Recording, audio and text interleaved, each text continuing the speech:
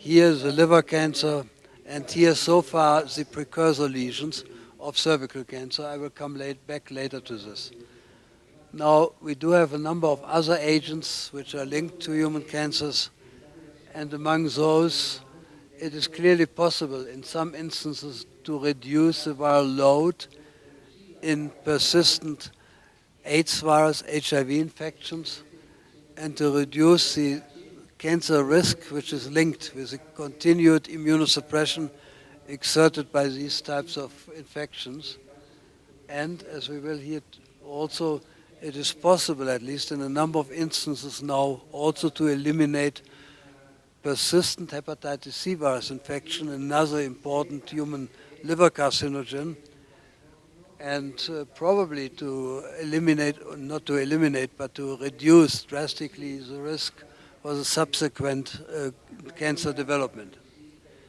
Now, one aspect which has always been extremely difficult to understand in comprehending how infections contribute to human cancer are the extremely long latency periods, ranging here between 3 to 15 years, up to 25 years, or even up to 60 years in many of these instances.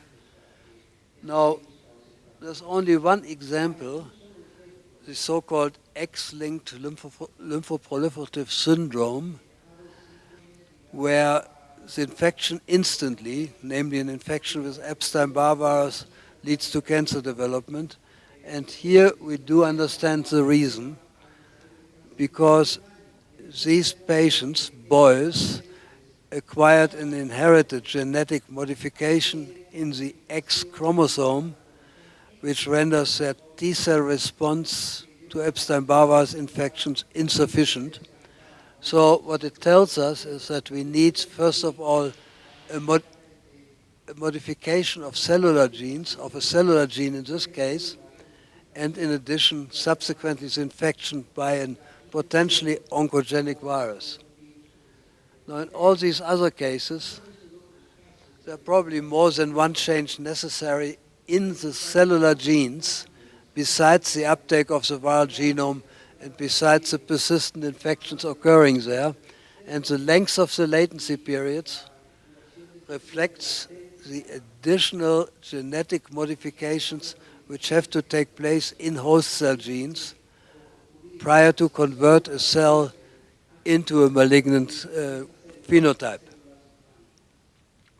We come back to this later again. Let me come really more to the perspectives for this part of the lecture, because I feel that this is an important issue and deserves some